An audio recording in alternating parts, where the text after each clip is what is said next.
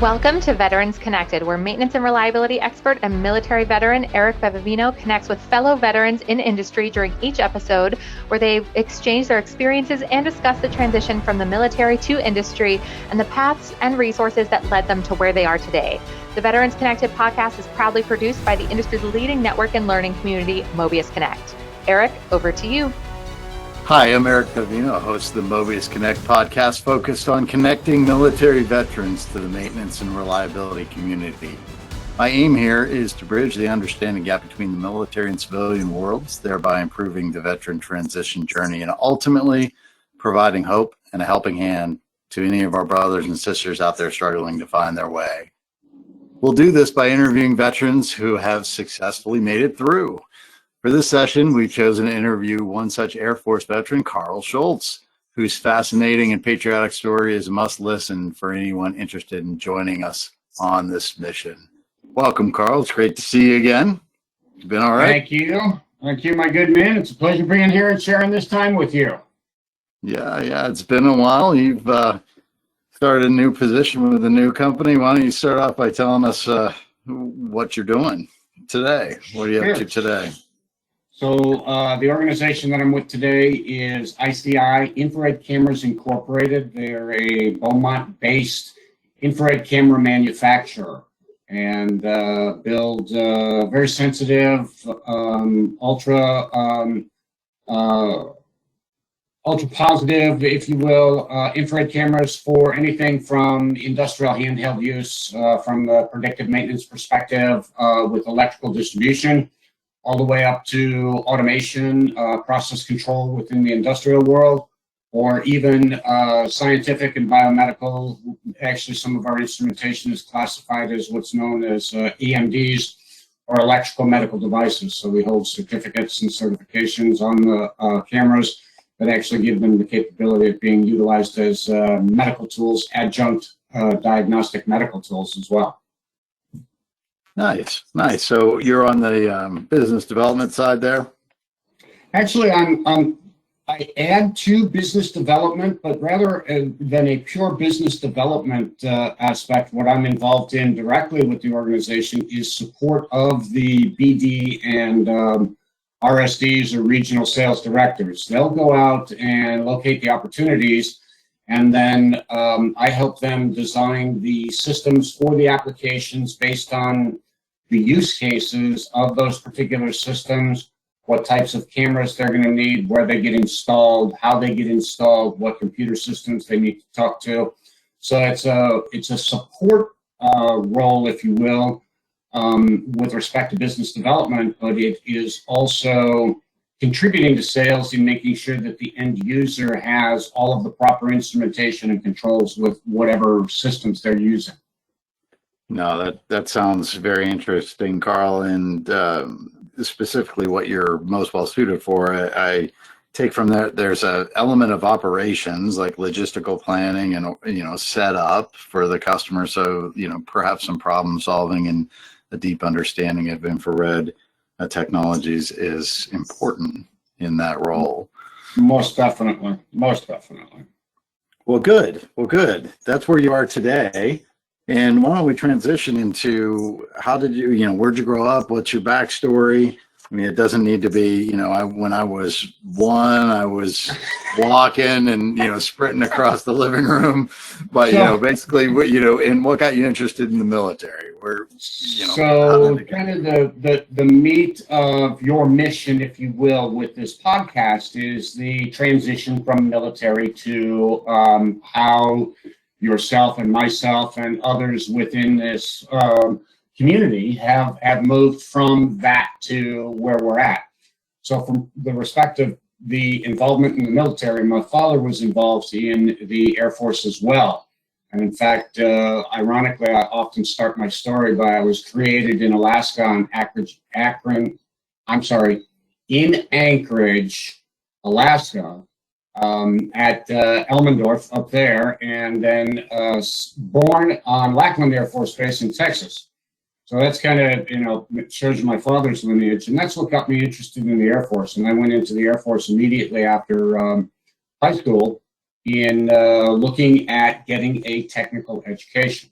And while I was in the service, from that perspective, I was in what is now an inactive Air Force unit, the Tactical Air Command, and I was responsible for processing film on the or off of the F-111D swing wing aircraft. And more specifically, I was trained and responsible for what is known as pre-strike, strike, and post-strike photography off of those aircraft.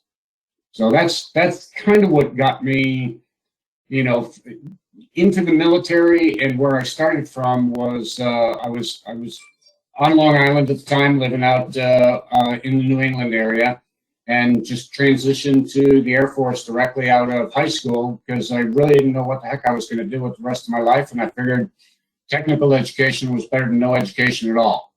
So took that route, and that's what I did when I was in the Air Force, was that film processing from swing wings. And it was actually kind of cool. I've got a couple of photographs around in the house and in my office of various air bases that I was stationed at about 40,000 feet at Mach 2 that are just like crystal clear. It's pretty cool stuff. Neat. So surveillance, sort of spy plane imaging, that type of thing. I mean, was infrared at that time involved? You were going back a ways, right? Yeah. There was a little bit of infrared involved, but not so much. This was high-speed photography and large format photography. So the aircraft wings themselves had, if you would, film cans in them, and these film cans were thousands of feet in length and about 14 inches wide. And they would continue to roll while the aircraft flew at extremely high speed. And the reason that the film was that large of a format is because when I first got involved in photography, there was no such thing as digital photography like we have now with DSLRs and cell phones. And, it was still all things that your younger listeners may not even understand, silver halide and how to actually develop a picture using chemistry and, stop baths and then printing that film onto actual paper. It was very, very unique. But at any rate, your question was high speed and was infrared involved in it? Not really infrared at that time. Infrared was more of a ground-based use at that particular point in time. But that transition from photography that got me involved in thermography is going back to my relationship with my father, which was very close at that particular point in time. He had actually started a business. He was working with nuclear accelerator programs at Argonne National Laboratory, Brookhaven, and Stony Brook was the last place that he worked out on Long Island. He had transitioned from that into the private business world and bought a franchise from a company called AGA, or HEA, which then became AGEMA. And those that are familiar with infrared can follow that lineage to what is now Teledyne FLIR. They acquired AGEMA. At any rate, when I got out of the service, I had all of this experience in photography, and I enjoyed working in photography. And at the time, took a position with an organization called Photomap, which they had 3 photo processing plants across the country, one in the west, one in the center of the country, and one on the East Coast. They were the originators of overnight film processing, where you go drop off a bag of pictures that you just shot from your camera, you'd get it back the next day. My dad started this business, and at the time they were taking Polaroids off of the back of CRT screens. So a literal CRT screen, you'd snap a Polaroid of the back of that screen, you'd pull that Polaroid off, you'd let it, cure for its 45 seconds and peel it away, and you'd have a picture. My whole presentation to Dad at the time was, hey, I can help you make those look better through the use of 35 millimeter cameras. And that's literally what got me involved in thermography, was helping him take better pictures of those CRTs in his business. And from there, it snowballed. Well, fascinating. So the technical education that you got in the Air Force helped you transition then out in helping your father's business then at that point. Most definitely. It's what got me involved in Photomat. It's what got me involved in my dad's business. And that, from there continued that professional education all the way to where I'm at today. Interesting. How then did you find your way into maintenance from there? There's a missing piece of the story that I don't know between what you just told me and working for your dad and the CRTs and 35 millimeter to, I guess, Westar Energy is where I know your story kind of picks up in my brain. But Right. With your relationship and my relationship, we kind of pick up from Westar Energy. So in between there, part of what the business that my dad had was a consulting firm that utilized infrared imaging cameras, to go into facilities and look at the electrical systems, at the building envelopes or the walls or the flat roofs on these buildings. The infrared cameras have the capability of showing the differences in heat. So from an electrical distribution perspective, where there's resistance in a bad connection, you can pick it up with an infrared camera. Where there is heat loss or insulation voids within a wall, you can pick those up within the infrared camera as well, because of the difference in temperatures in the missing insulation. In a built-up flat roof, you can pick up areas where there's moisture within the roof because you can see the temperature differences in there.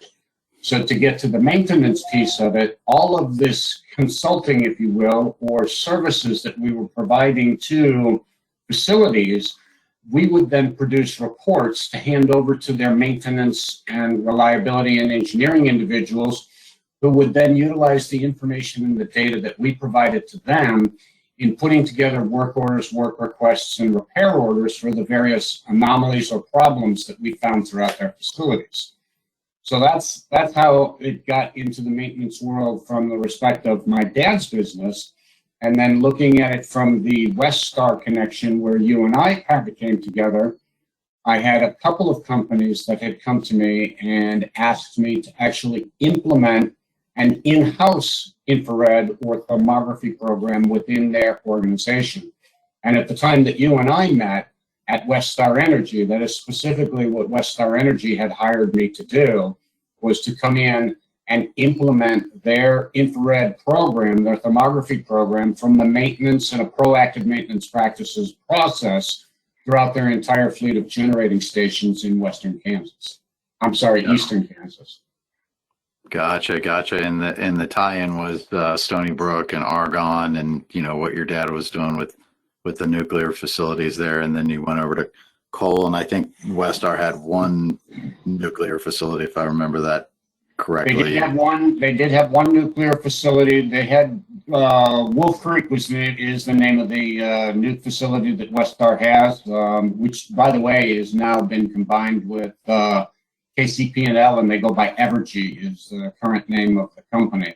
At any rate, Wolf Creek is their plant, and interestingly, within the nuclear world, really the nuclear facilities kind of have their own predictive maintenance processes and programs within their own facilities, because by the nature of what they are producing as far as a product goes, nuclear energy, right? Electricity out the other end. Typically speaking, tools that check into those facilities don't often check out. So from that perspective, a lot of what they do is in-house. So I didn't have much interaction with Wolf Creek, but I handled the entire rest of the coal fire, gas fire, and what are called CTs, combustion turbines that use natural gas. I handled all of the implementations with the rest of that fleet. Fantastic. Yeah, a few Navy veterans probably in that Wolf Creek location. I suspect it's a interesting place for new power people from the Navy to migrate into the civilian world as well. So just quickly back to your dad's experience in the Air Force and your experience in the Air Force. I mean, did you learn most of your leadership from your dad? Did he learn in the Air Force? Did you get reinforced in the Air Force? I mean, where did you get your sort of leadership style and ability to kind of bring people together and get them, marshaled in the right direction? I would say from that perspective, it was predominantly a combination of all of the above, Eric, quite honestly. In that, my father had his leadership style, of course, which was a different generation than we are. So there's that leadership style that is maybe a little more aggressive than our leadership style might be. Sure. Going into the military, all of us who have that experience know that the beginnings of your military experience are very similar to what our generational differences in parents are.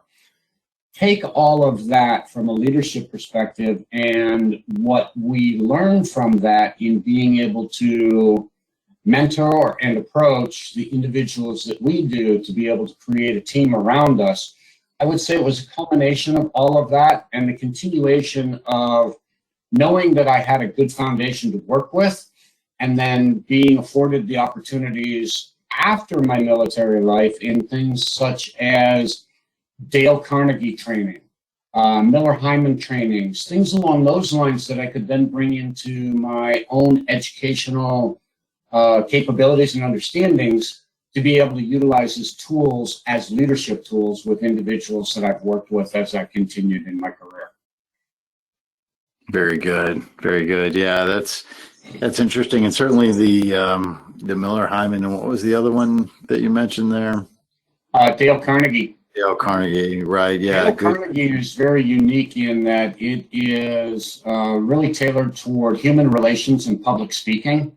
So it gives you, or it provides you, an opportunity to learn the skills to be able to speak to people in a manner in which you and I are doing, where we haven't maybe spoken to each other in a number of months, a number of years, yet be able to pick up a conversation or be able to develop a skill set by which you can present to individuals you may not even know. Very good. Yeah, that's good advice and something for people to look at if they haven't ever seen it or heard of Dale Carnegie before. And the Miller Hyman process is something I'm familiar with too. I think we went through some of that training together when we worked together, and I think that's good to sort of line things out and really matches some of the experience that we get in the service as far as operational planning and setting things up for success. So good. So I'm taking from this, Carl, that your transition from the military into the civilian life may have been a little smoother than perhaps somebody coming out with kind of not really an idea where they fit within the civilian world. So really, I think the lesson here, or maybe the takeaway, is that certainly your family could be supportive of you coming out of the military, like your dad's business, right? And right. You can learn from. So that's a good off ramp. What it was for you. That's definitely a good off ramp. But I would also say when I came out of the service, because of the skill set that I had when I came out of the service, which, if you look at it from a civilian perspective, was photo finishing, right? How to take pictures, how to make pictures, and how to create pictures. So it was very niche oriented at that particular point in time. So really my transition into photomat, and I'll just bring that up again a little bit, had to do with persistence. I knew that I was very good at being able to do that. I knew that there were only select companies around the country, Photomat being one of the biggest ones, and they happened to had one plant located in my backyard. But if you go back and think about what photography used to be, there were also local camera shops and places along those lines where I could have gotten a position as well. But I would say that understanding what my skill set was and springboarding off of that by being able to locate one of the largest photo finishing organizations in the country and being very, very persistent with the HR and the communication process, Eric, quite frankly, literally, I almost camped on their front door until they hired me. I mean, really, because I knew I didn't have a select, it wasn't like I could go out and say, from a maintenance perspective, and I know we're looking at this from that maintenance skew, and it's that photo finishing that took me into that, quite frankly, because it got me involved in thermography. But coming out of the service, the realization of what my skill set was that I had, and knowing that whatever I did in the rest of my life, I needed to use this skill set to start that baseline with. No, that's great, Carl. So, I mean, really, it speaks to regardless if it's photo finishing, which is not prevalent today, or some more modern skill set. I think the methodology is the same, right? Finding Yep. finding the companies that do it best. I mean, that makes the translation easier on the skill set without a doubt.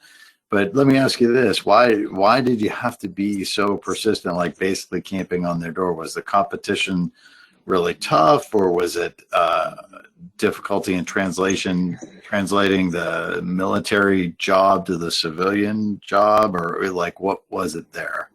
So quite frankly, at that point in my life, I was maybe not as professional as I am at this particular point in my life. And Okay. I It happens to all of us. Yeah. I would say, quite frankly, I was younger and not nearly as intelligent in my approaches as I am now. And that was part of that persistence, is that initially their view of me as an individual didn't match what my skill set capabilities were. Once I got on board with the company and they realized that the skill set that I had was more than adequate for what they needed, the rest of what I looked like, what I accidentally said, Right. it went away. But initially, in just looking at an HR director with a beard and maybe some longer hair because it got out of the service when I got out of the service, and it was, I think you understand what I'm saying. I was a little more rebellious at that particular point in time. Therefore, I was less accepted from a visual perspective. So I had to be persistent with, okay, I don't want to change who I am, but I need you to understand that I'm very, very good at what I do. Yeah, long-haired freaky people need not apply, right? Bingo. I tuck my hair up under my hat. Exactly. Yeah, so yeah, well, and I mean, you can fast forward from them to today, and you got the same sort of challenges, right? I mean, stereotypes. I mean, I grew my hair when I got out of the Navy. I got facial hair now. I mean, regardless of your situation, you got sleeve tattoos, whatever. I mean, it can be off-putting, right? I mean, not only the people who don't understand the military very well may think everybody that comes out of the military is a trained assassin, or ready to slice somebody's throat at a moment's notice, or PTSD or shell shock or whatever you want to call it. So there are some stereotypes to break down, and persistence can do that. I think in today's world, persistence is obviously very professional. Persistence is obviously still good, and shows a commitment to help break down some of those stereotypes, because they don't know you until they know you. Exactly. And once you just need to get in there, get the chance, and once they know you, they start to love you and like what you're able to do, and appreciate the leadership and the skill set that you bring to the table. So that's that. I thought I might want to poke in there a little bit just to figure it out, because there's all kinds of things that could happen between the time you're finished in the service and the time you're starting in your civilian career, or whatever that happens to be, that may slow you down or hold you up, or exactly.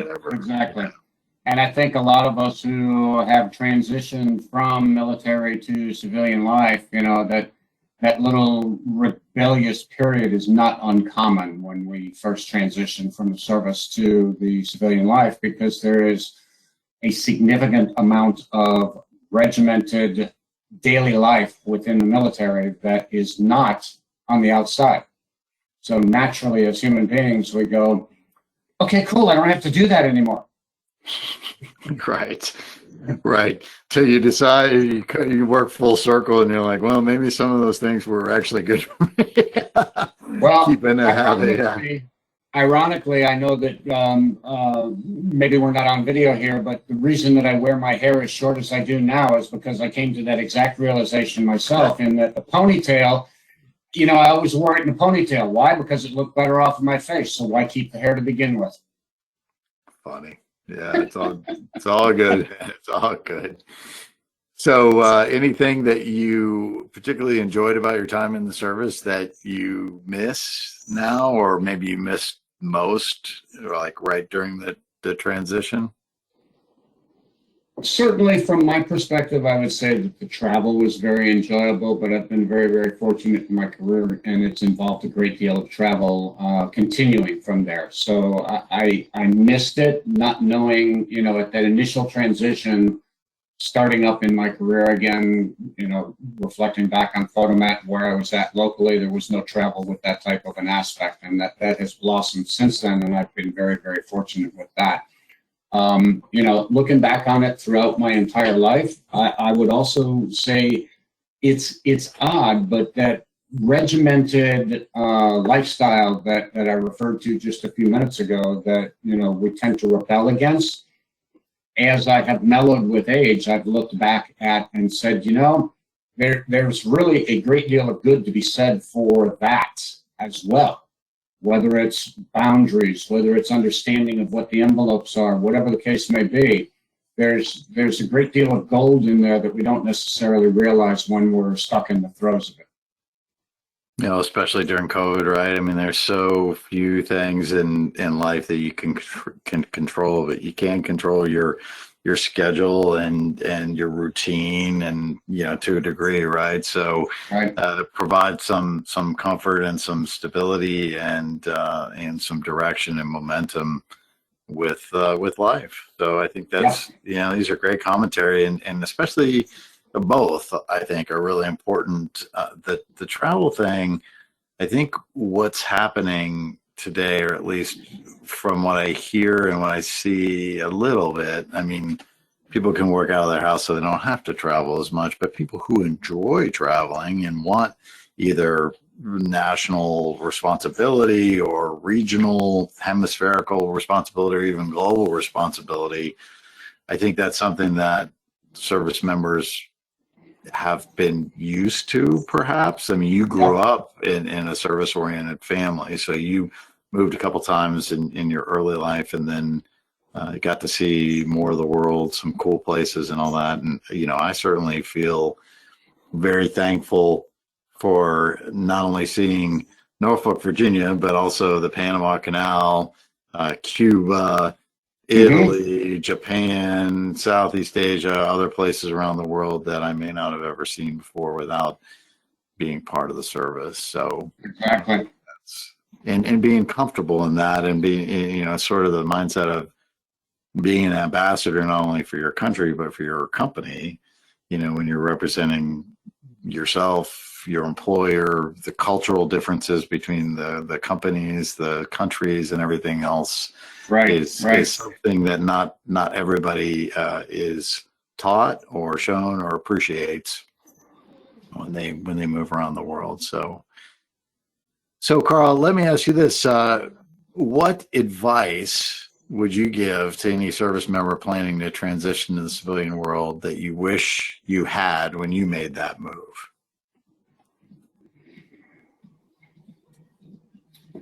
My advice would be to remember and realize that no matter how hard it is to knock on that door, knock on the door and say hello. And then also to realize that a no is not really a no. It's a reason to either, one, go knock on another door or ask another question. Because if the answer is no, then there's a reason. So to uncover that reason. And, they don't teach us when we come out that particular skill set to be able to say, okay, there's another door down the hall, I'll go knock on that one. Or no isn't really no, it just means that there's something else. More often than not, unless you have transitioned out of military life, and I would even venture to say that if you've transitioned out of military life from a retirement perspective and then gone into a second career, you may even find it harder to knock on that next door because you're so unaccustomed to having to do it. Whereas my military career was not as extensive as somebody who sought second employment after the military. I did my initial stint and got out and went on into civilian life and our maintenance and reliability world from there. So I was younger and overcame that fear, if you will, of knocking on doors earlier than maybe some of our folks who have been, 8 years, 10 years, 30 years, and ready to go. So my advice would be, don't take no for no, and don't forget that, there's another door down the hall if that one really is closed.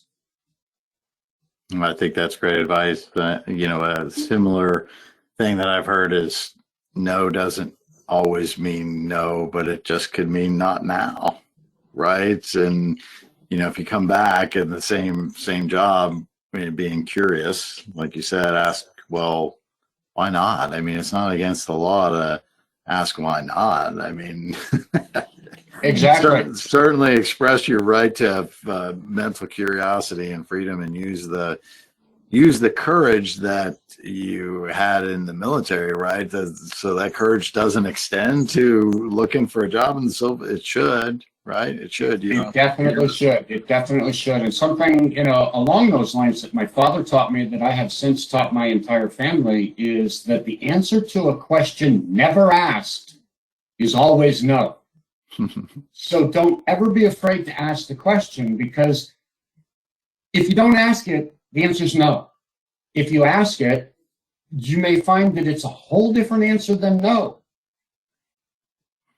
And it may be the entire opposite and something completely unexpected than what you thought it might be. Right? It generally is. Yeah, unless you're a mind reader.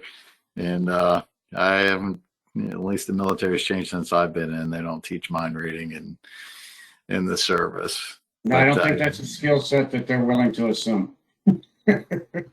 No, that's good, Carl. Great advice. Thank you. And then the next question I have on my list of questions here for you is, what guidance can you share with corporate hiring managers about veterans that they need to know to get the best military fits for the position they're seeking? For hiring managers? Yeah, for hiring managers. Like if you were, and you may be in this position now where you're hiring people, and if your peers came to you or even HR and said, well, we've got some military veteran candidates, what should we do with them, or how should we treat them, or whatever, besides saying, yeah, go ahead and hire them without even talking to them, they're good guys or girls or whatever, what advice would you have? I guess my first piece of advice would be that any military veteran is no different than anybody who is in current civilian life, outside of the fact that their education stems from a different educational conduit than college or tech school or something along those lines. They may have had college, they may have had tech school, but they've also got that military bearing and that military background. So it's a different conduit. So don't treat them any differently just because they have a different educational conduit than somebody who may be white collar, blue collar, whatever the case may be. And then also to realize that predominantly you're going to find, at least this has been my experience, Eric, you're going to find almost 180-degree opposite with vets as far as when they are transitioning. Either they are very, very quiet and you're going to have to ask numerous questions to get them to open up, to talk to you about whatever their skill set is, or their life, or anything, whatever the case may be. Or they're going to be very, very talkative and they're going to want to give you their entire story. So from the perspective of advice to a hiring manager, understand that those are the two extremes that you're likely to encounter, and be willing to deal with those opposite extremes when you're interviewing or conversing with individuals that are transitioning into civilian life. Allow them to discuss who they are, what they are, where they come from, and why they have the skill set that they have. Or if they seem uncomfortable and unfamiliar with the surroundings, do not be afraid to ask probing questions to bring that type of information out of them. Not to put them off, to off-put them or anything along those lines, but to help them to open up, to be able to discuss who they are and how they came up with that skill set. Fascinating, Carl. I mean, it's a great answer, right? So, would you attribute, and you said this, but would you attribute that sort of just really can't slow down, just gonna talk, talk, talk, talk, or don't open up to being nervous in their surrounding, new, unfamiliar territory and all that type of stuff? 100%. There's the element of nervousness, concern, of being accepted, because so many, even, and maybe especially now today, but certainly during conflict times, that transition from military life to civilian life, you come out of the military after a conflict, and there's, again, not only do we have communication skills that are one extreme or the other from being a vet, but you also have that aspect of being viewed as one extreme or another because you are a vet. Mm. So yes, there's the fear factor that's involved in it, whether it's, peacetime or wartime. And there's also the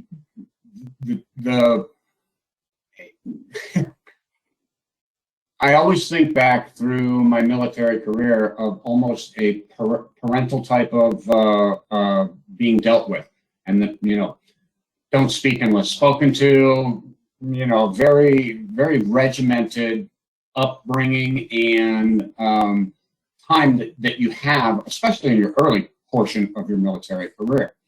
And it takes a long time to transition out of that type of a mindset into one where you realize all of a sudden that you actually do have the freedom to converse with an individual mano a mano like you and I are doing right now. So I think that it's a twofold thing. I think it's fear factor, and I think it's just, okay, I'm not accustomed to speaking to somebody of what my mind is, or I'm now in a position where I'm just going to say anything that comes out of my mouth because I don't know how to really converse with somebody other than giving them everything at one time.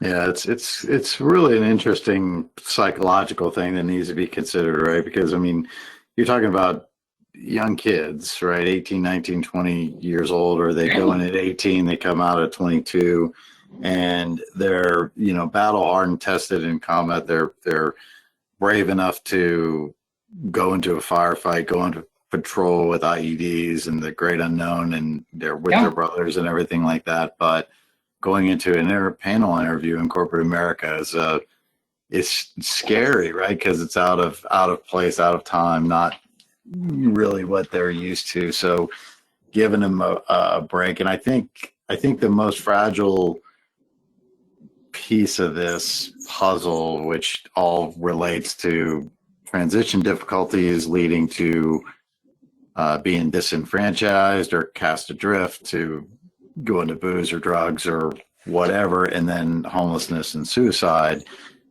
I think it's the one tour folks, whether they're officers or enlisted, it's a short period of time. You've been made into a military person, and now you're transitioning sort of back into civilian world. It's also hard for people who've been in the military for 20, 25, 30-year careers too. But there are perhaps better programs, I suspect. I'm not a total expert at this, but from what I've heard and what I've seen, the folks that have been in for a longer period of time have specific transitional help, at least from what I understand, the special operations community. And I wasn't a special operator, I was a diver, but I'm, guilt by association is EOD. Sure. and then all that in the Navy. So I have some friends who are EOD and SEALs too. But yeah, so I think that's great advice. And I think that's really interesting counsel that we haven't had yet on this podcast. So thank you. Oh, you're welcome. You're welcome. You're welcome. It's interesting that we're talking about this psychological component. I actually have a nephew who is special ops in the Marines and has been for, I think, the last 17 years. And quite frankly, when I am around him, because of going back to what you were just saying right now, you're trained as a military operator. And as you know, and others know, when talking about special ops from Marines, their training is even more niche or more specific than anybody else's, quite frankly. And when he's out and about, he is very introverted, totally 100% introverted, even around family and friends. So when you talk about that psychological impact, and then take that young man who will eventually transition to civilian life, whether he wants to or not, he will eventually transition to civilian life. At this point in his life, I know he has no desire to. He's very happy doing what he's doing. He'll go on his missions. Nobody knows what he does. He comes home. Yeah, you understand the program of special ops, especially from the Marine side.